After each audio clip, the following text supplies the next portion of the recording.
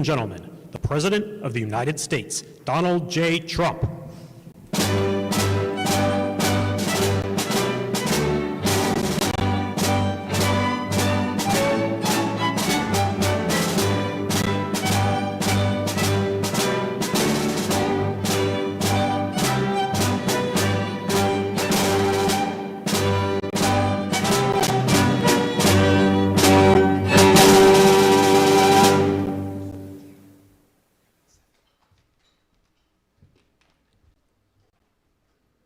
Ladies and gentlemen, please bow with me as I ask God's blessings upon this ceremony. Almighty God, your steady hand has guided this republic for nearly 250 years. From its birth in the wilderness to this very hour, we come to you now with grateful hearts. We assemble here today to honor men who, when the test came, were steadfast and unmovable. We thank you for the unyielding conviction of Master Sergeant Roderick Edmonds, who looked evil in the eyes and did not flinch. And we thank you for the battlefield grit of Command Sergeant Major Terry Richardson, courage that saved lives in Vietnam and courage that stands before us today. And Lord, we thank you for Staff Sergeant Michael Ollis, who, in a final selfless act, made his own body a shield for a friend. Bless the family and friends of these great men of honor, O Lord, and forbid that we leave this place as mere admirers of their heroic deeds. Plant in our hearts a measure of their courage that we might prove worthy of the freedom for which they and generations before them defended. And Lord, now let the light of liberty continue to shine on our great nation. We pray in the strong name of the one who guides us. This will defend. Amen.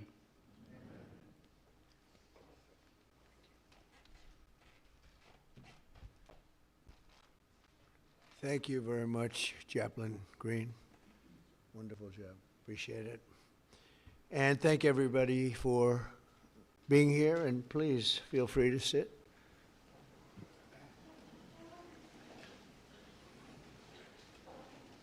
So before we begin this important ceremony, and there's no ceremony that can be much more important than this, let me provide a brief update on Operation Epic Fury.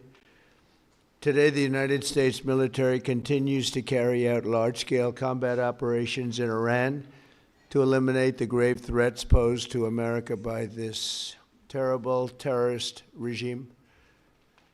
Following our obliteration of Iran's nuclear program in Operation Midnight Hammer a short while ago, we warned Iran not to make any attempt to rebuild at a different location because they were unable to use the ones that we so powerfully blew up, but they ignored those warnings and refused to cease their pursuit of nuclear weapons. In addition, the regime's conventional ballistic missile program was growing rapidly and dramatically, and this posed a very clear, colossal threat to America and our forces stationed overseas. The regime already had missiles capable of hitting Europe and our bases, both local and overseas, and would soon have had missiles capable of reaching our beautiful America. The purpose of this fast-growing missile program was to shield their nuclear weapon development and make it extraordinarily difficult for anyone to stop them from making these highly forbidden by us nuclear weapons. We were the ones that were complaining. We were the ones that wanted it stopped, but everybody was behind us. They just didn't have the courage to say so. An Iranian regime armed with long-range missiles and nuclear weapons would be an intolerable threat to the Middle East, but also to the American people. Our country itself would be under threat, and it was very nearly under threat. I was very proud to have knocked out the Iran nuclear deal by President Barack Hussein Obama, that was a horrible, horrible, dangerous document. They would have had nuclear weapons 3 years ago, and they would have used them. But I'll not let that happen. For almost 47 years, this regime has been attacking the United States and killing Americans. Every time you see someone with missing arms and legs or a face that's been absolutely shattered violently, it was almost certainly caused by an Iran roadside bomb. They were put there by General Soleimani, who was the father of the roadside bomb. Very proudly, he thought, but I terminated him in my first term. This was our last best chance to strike what we're doing right now and eliminate the intolerable threats posed by this sick and sinister regime. And they are indeed sick and sinister. Our objectives are clear. First, we're destroying Iran's missile capabilities, and you see that happening on an hourly basis, and their capacity to produce brand new ones, and pretty good ones they make. Second, we're annihilating their navy. We've knocked out already 10 ships. They're at the bottom of the sea. Third, we're ensuring that the world's #1 sponsor of terror can never obtain a nuclear weapon, never going to have a nuclear weapon. I said that from the beginning. They're never going to have a nuclear weapon. They were on the road to getting one legitimately through a deal that was signed foolishly by our country. And finally, we're ensuring that the Iranian regime cannot continue to arm, fund, and direct terrorist armies outside of their borders. And we thought we had a deal, but then they backed out. And they came back, and we thought we had a deal, and they backed out. I said, you can't deal with these people. You got to do it the right way. Today, we grieve for the 4 heroic American service members who have been killed in action and send our love and support to their families. In their memory, we continue this mission with ferocious, unyielding resolve to crush the threat this terrorist regime poses to the American people, and a threat indeed it is. We have the strongest and most powerful by far military in the world, and we will easily prevail. We're already substantially ahead of our time projections, but whatever the time is, it's okay. Whatever it takes, we will always, and we have right from the beginning, we projected 4 to 5 weeks, but we have capability to go far longer than that. We'll do it. Whatever somebody said today, they said, oh, well, if the president wants to do it really quickly, after that he'll get bored. I don't get bored. There's nothing boring about this. Do you agree with that, Pete? I don't think there's anything, Mr. General. I think there's nothing boring about it. Somebody actually said from the media, I think he'll get bored after about a week or two. No, we don't get bored. I never get bored. If I got bored, I wouldn't be standing here right now, I guarantee you that, to go through what I had to go through. We also projected 4 weeks to terminate the military leadership, and as you know, that was done in about an hour, so we're ahead of schedule there by a lot. But please join me in thanking every American service member who bravely is standing in harm's way. They really are incredible, and I just want to thank you. We have a lot of them right here. Thank you very much. Thank you.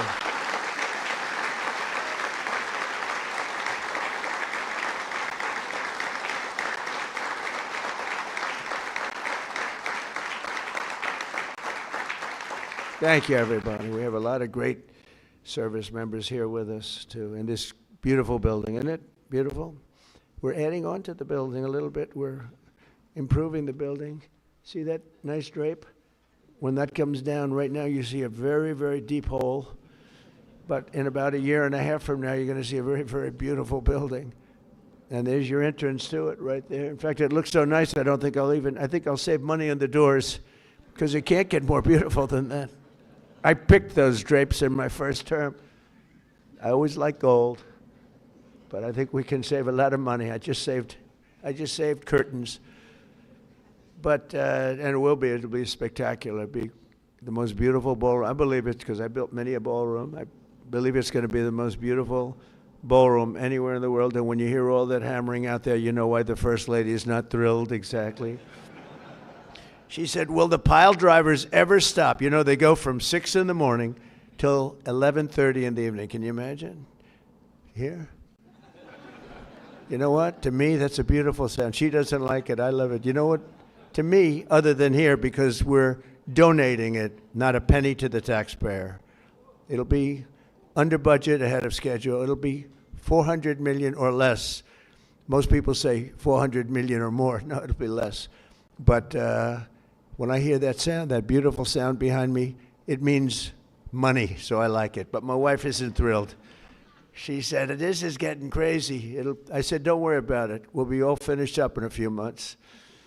But now for the reason that we're gathered this morning to recognize the unsurpassed courage of 3 really incredible American heroes, 1 living and 2 no longer with us. So together, we recognize the exceptional valor of Master Sergeant Roderick Edmonds. And maybe I could ask your families to stand because they're beautiful families. I got to meet them, and please.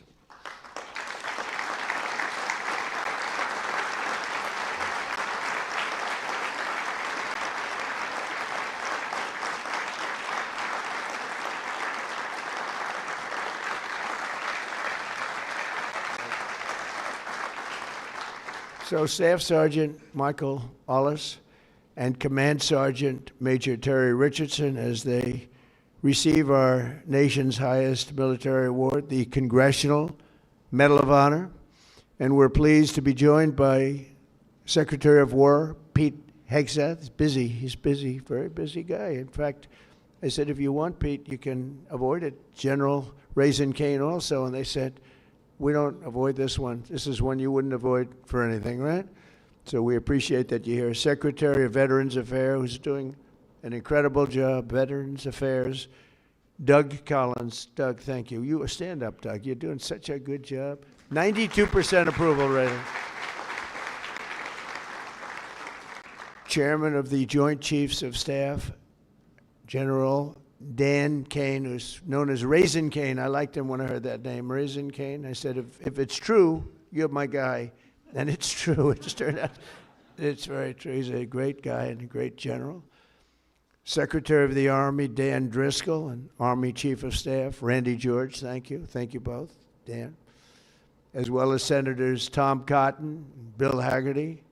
You guys were great on television this weekend, I'll tell you what. Can't have a better representative than both of you. Thank you very much. And Representatives Tim Burchett, Jack Bergman, and Nicole Maliotakis. And we have a few others sitting here, but I'm not going to go through it because we have far more important people to honor today. Oh, we have Tom Homan. I got to at least mention Tom Homan. I would be a stand-up, Tom. What a job. Zero people coming in. We had millions and millions of people pouring into our country now that, I'm not even sure I can believe this number is 0, but it is given out by Democrats. They're Democrats from the left, and they're rated for the last 9 months. We had 0 people come illegally through our border. Right, Tom? So I want to thank you very much. And I also want to salute 6 former Medal of Honor recipients: William Swenson, Jim McLuhan, Walter Marm, Thomas Payne, Sammy Davis. That's an interesting guy. Where is Sammy Davis? We have a big story here, Sammy. You've heard that all your life, I'll bet, huh? And Edward Byers. Stand up, please.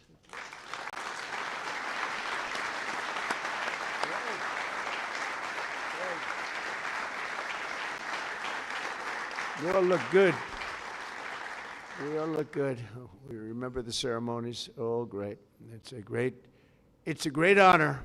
There's no greater. I tried for myself. I've tried numerous times to get one by myself. I keep getting shut down. They say, you can't do it, sir. Bad protocol. Very bad. I would say the worst. But I'm only kidding. You don't have to say I'm only kidding. Otherwise, the press will come out with it, which they actually did once. Donald Trump wants a Congressional Medal of Honor, but he's been shut down. But now you are brave, amazing people. And I want to thank you all. In 1941, Rody Edmonds of Knoxville, Tennessee, enlisted in the U.S. Army and soon rose to one of the youngest master sergeants in the military. In 1944, he sailed to Europe to fight in World War II, and he was so enthusiastic and young and full of vim and vigor. Rody soon found himself on the front lines of the Battle of the Bulge. That was a big one, massively outnumbered by enemy forces. His 1,200 soldier unit fought valiantly until they were completely overrun. The force was massive on the other side, many times the number. After a 4-day death march, one that was covered very well by the history books, through bitter cold, they were put into a German POW camp. Rody was the top-ranking infantryman in the camp. He was number one, meaning he was responsible for the lives of his fellow service members. On July 26, 1945, a Nazi SS officer issued an order over the camp loudspeaker, loud and strong. He said that only American Jews were to show up to roll call following this morning. He added, all who disobey this order will be shot immediately. There were more than 200 Jewish American soldiers in the camp, and Rody knew their separation from the group would mean certain death. So that night he summoned his team and devised a plan. The next morning, all 1,200 American men fell in line together, shoulder to shoulder.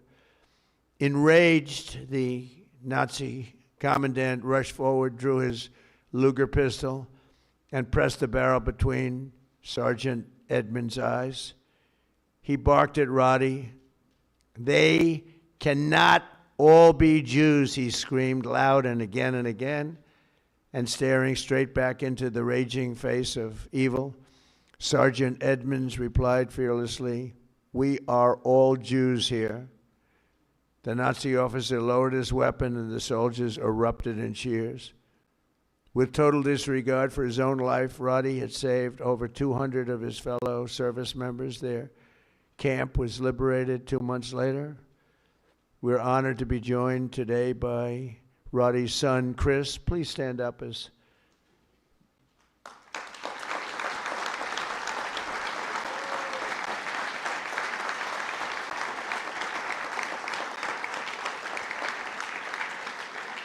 Thank you, Chris. Today your father gets the honor he so courageously earned, and really amazing, right? It's an amazing story. Congratulations to the family of Master Sergeant Rody Edmonds.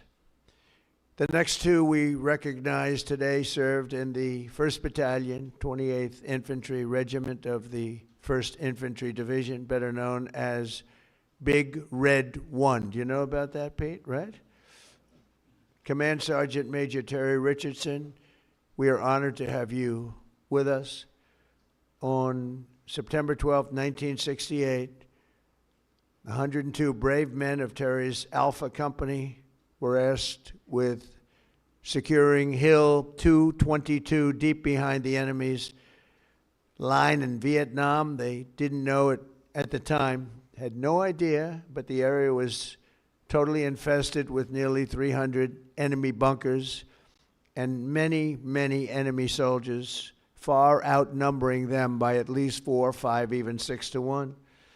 As Terry led Lima platoon up Hill 222, the enemy launched an ambitious and violent attack, unleashing a withering fire of machine guns and rocket-propelled grenades. Just didn't stop, just kept coming. Pinned down in hell on earth, Terry summoned unimaginable courage. 3 times he exposed himself to enemy fire to rescue severely wounded comrades, and 3 times he dragged them back to the group. Terry soon realized that the 82 remaining men had one chance of survival. That was air support. Acting without regard of his own life, he grabbed a radio and charged up Hill 222 alone. He needed to be there. It was the only place you'd get reception. He withstood a storm of enemy bullets, eventually reaching the top where he spent the next 8 hours calling in tactical strikes completely exposed. An hour in, an enemy sniper shot rang out and the bullet tore through his right leg violently. He was in bad shape, but Terry disregarded that and pushed through. And after 7 more hours of calling in American fire from above, the enemy retreated. Later that day, his team found him with both eardrums totally ruptured and a mangled right leg and foot, but still barely living, but living nevertheless. Due to Terry's actions above and beyond the call of duty, 82 men, Alpha Company, survived this battle, including 2 in this room, Norm Meyer and Dave Himmer. Where are you? Can you want to stand up, Norm and Dave? Where's Norm and Dave? That's pretty good.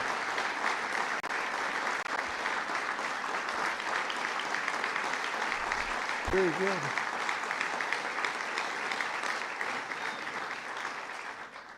And that story is 100% correct, isn't it? Huh? See, pretty.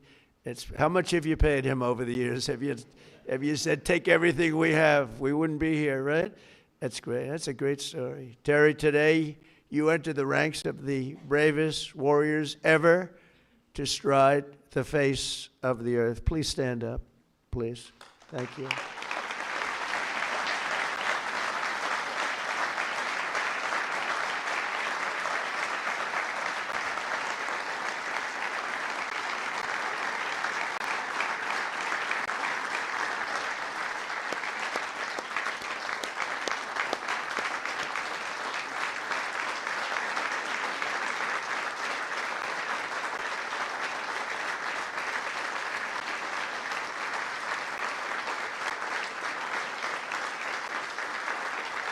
That's great, Terry. That's a great, brave man. I met him back there. He said, he's central casting. Look at him. He looks great.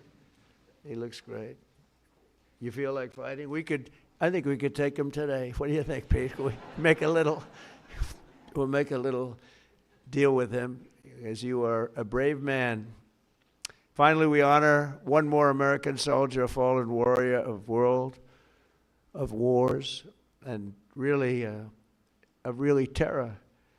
Staff Sergeant Michael Ollis, born in 1988 on Staten Island. Michael grew up seeing the World Trade Center across the bay. I know Staten Island so well. The people in Staten Island are amazing. After 9/11, Michael enlisted in the Army, and by 24 years old, he was locked in. He loved it. He wanted it so badly.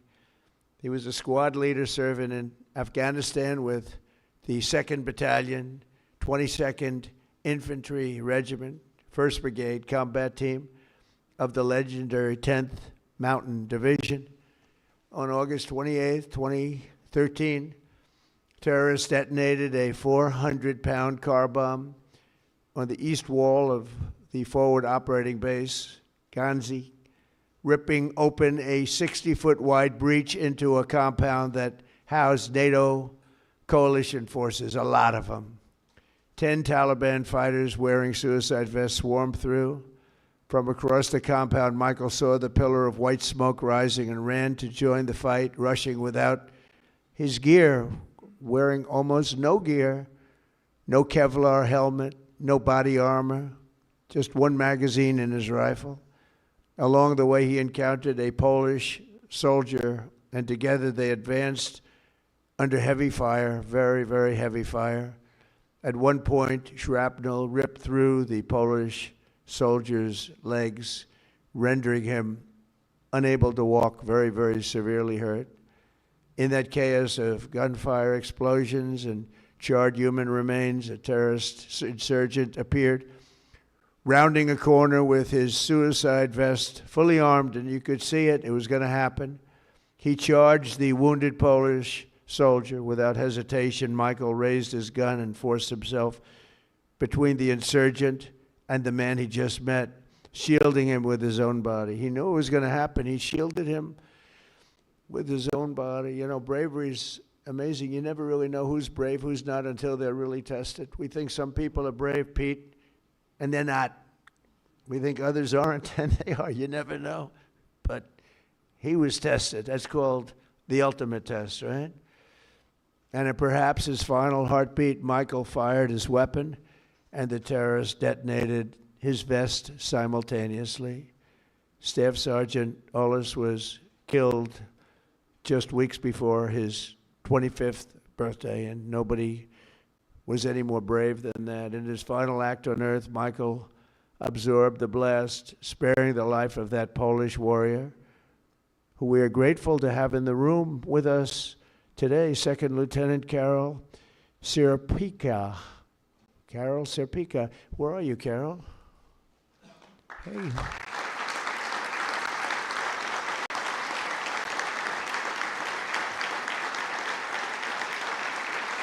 Would you like to come up?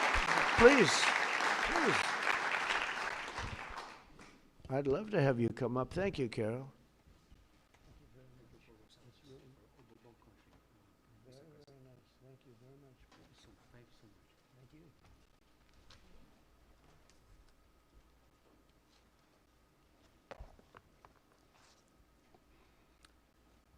Mr. President, Minister of War, Prime Minister Polish of National Defense, distinguished guests, everyone gathered here today, dear my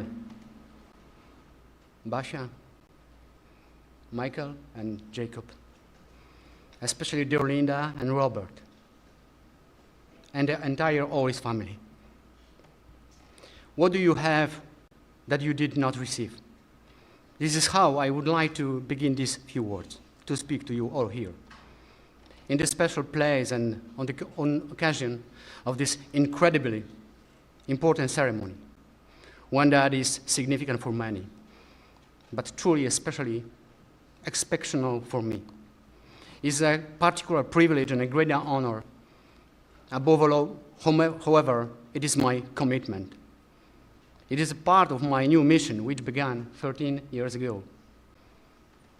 A soldier is not something you are from time to time. It is who you are forever. It is just like you are not a mother, a father, a sister, and brother, or as only for a moment. These are not roles given to us for a while. They are a great gift, but also a great lifelong commitment. Yes, today my commitment and my greatest gift is to cultivate the memory of true, heroic act of courage that I witnessed performed by your beloved son, Michael.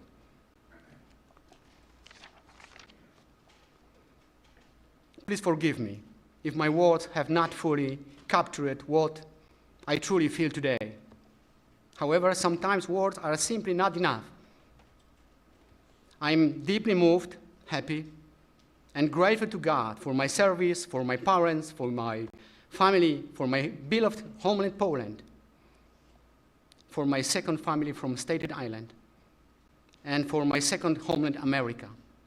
God bless you all. Michael, thank you for your service, and I will see you in our heavenly homeland. Thank you for your service. Thank you so much.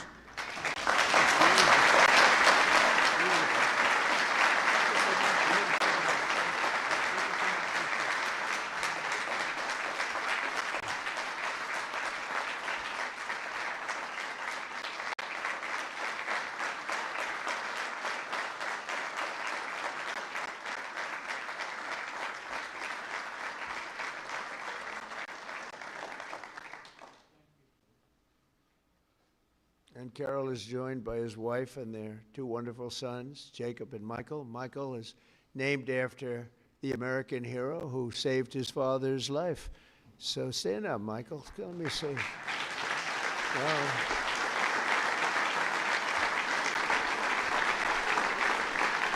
That's great. We're also pleased to be joined by several members of the Polish government, including representatives of the president, who I think is a fantastic man, by the way. I must be honest with you. I endorsed him and he won, and he came from behind, he won, and he was the biggest story in Europe, and he's going to be a great president. He already is. But as well as Poland's Minister of Defense, to honor the blood and sacrifice that has helped seal the Polish-American bond. We have a great bond. We have a great relationship with your country.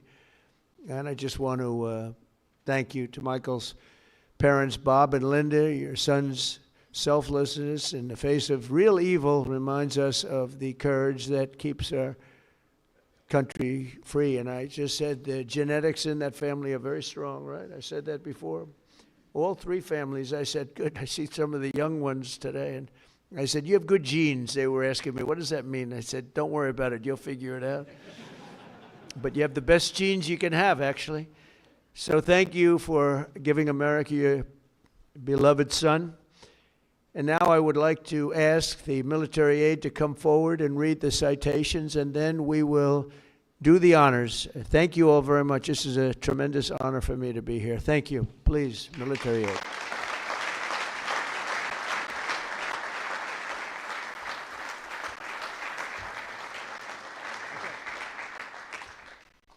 Chris Edmonds, accepting on behalf of his father, Master Sergeant Roderick W. Edmonds.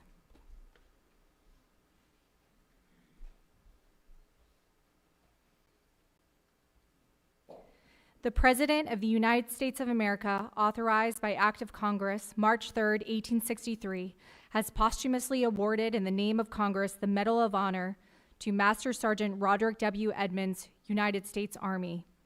Master Sergeant Roderick W. Edmonds distinguished himself by acts of gallantry above and beyond the call of duty from January 27, 1945 to March 30, 1945 as a prisoner of war in Germany. Upon arrival at Stalag 9A in Zietenhain, Germany, on the evening of January 26, 1945, the Germans announced that only Jewish American prisoners would fall out for roll call the following morning at the threat of execution. Master Sergeant Edmonds directed his senior leaders to have all 1,200 American prisoners present themselves for roll call. The Nazi commandant became incredulous after realizing that so many Americans were standing in formation. The commandant removed his pistol, pressed it hard against Master Sergeant Edmonds' forehead between his eyes, and demanded that he order all Jewish American prisoners to step forward or he would be shot. Master Sergeant Edmonds fearlessly held his ground, refusing to concede. The commandant lowered his weapon without further attempts to segregate the Jewish American prisoners. Several weeks later, in March 1945, the Germans ordered all prisoners to assemble outside the barracks for evacuation. Master Sergeant Edmonds ordered all American prisoners to form in front of the barracks, and when the enemy transports arrived, they would break ranks and rush back to the barracks. Master Sergeant Edmonds gallantly led these prisoners in a relentless pursuit of opposition and resistance, forcing the Germans to abandon the camp, leaving the 1,200 American prisoners behind. Master Sergeant Edmonds' conspicuous gallantry above and beyond the call of duty are in keeping with the highest traditions of military service and reflect great credit upon himself, his unit in the United States Army.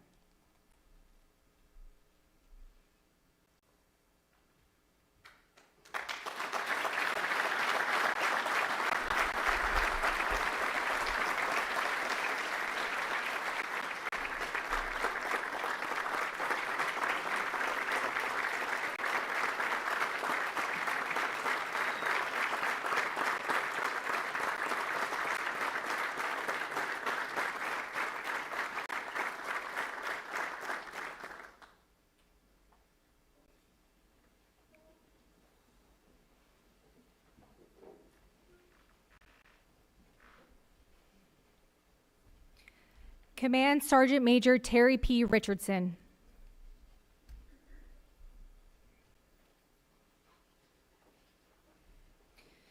The President of the United States of America, authorized by Act of Congress, March 3, 1863, has awarded in the name of Congress the Medal of Honor to Staff Sergeant Terry P. Richardson, United States Army. Staff Sergeant Terry P. Richardson distinguished himself by acts of gallantry above and beyond the call of duty on September 14, 1968, in the vicinity of Loc Ninh, Republic of Vietnam. On this date, his company was tasked with the mission of securing Hill 222 in hostile and enemy territory near the Cambodian border. Staff Sergeant Richardson directed one of his squads to be the point element leading the way. Shortly after the assault began, 3 of the squad members became severely wounded and pinned down between 3 enemy machine gun bunkers. Staff Sergeant Richardson advanced forward under heavy enemy fire and recovered his wounded soldiers between heavy machine gun fire. By the time he was able to make it back to join his unit, his entire company had been completely surrounded by the enemy.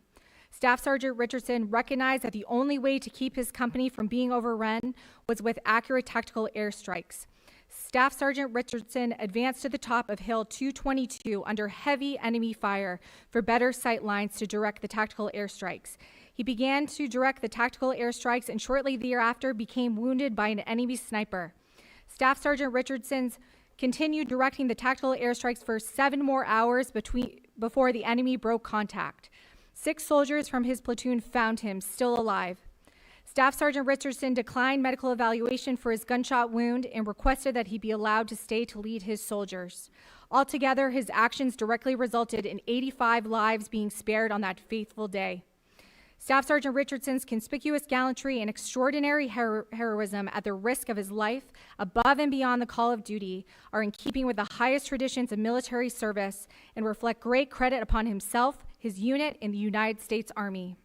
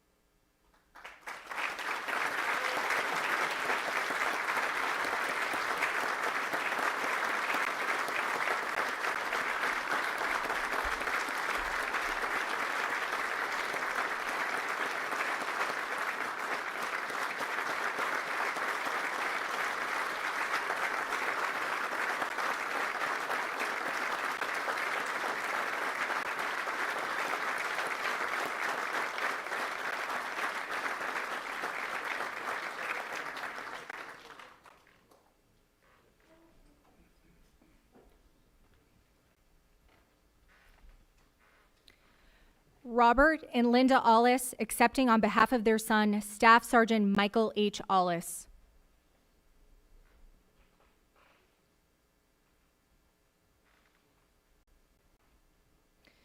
The President of the United States of America, authorized by Act of Congress, March 3, 1863, has posthumously awarded in the name of Congress the Medal of Honor to Staff Sergeant Michael H. Ollis, United States Army. Staff Sergeant Michael H. Ollis distinguished himself by acts of gallantry above and beyond the call of duty on 28 August 2013 in Afghanistan. On this date, a complex enemy attack involving multiple vehicle-borne improvised explosive devices, suicide vests, indirect fire, and small arms fire was launched against forward operating base Hanzi. Staff Sergeant Ollis ordered his fellow soldiers to move to bunkers to shield themselves from enemy fire.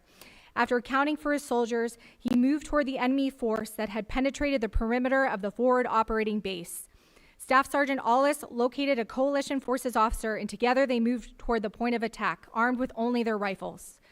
Upon reaching the attack point, they linked up with other friendly forces and began a coordinated effort to repulse the enemy. While under continuous fire, Staff Sergeant Ollis moved from position to position, engaging the enemy with accurate and effective fire. While fighting along the perimeter, an insurgent came around the corner. Staff Sergeant Ollis fired on the insurgent and incapacitated him, but as he approached the downed insurgent, the insurgent's suicide vest detonated and mortally wounded him. Staff Sergeant Ollis's exceptional courage and complete disregard for personal safety were in keeping with the highest traditions of military service and reflect great credit upon him, his unit, in the United States Army.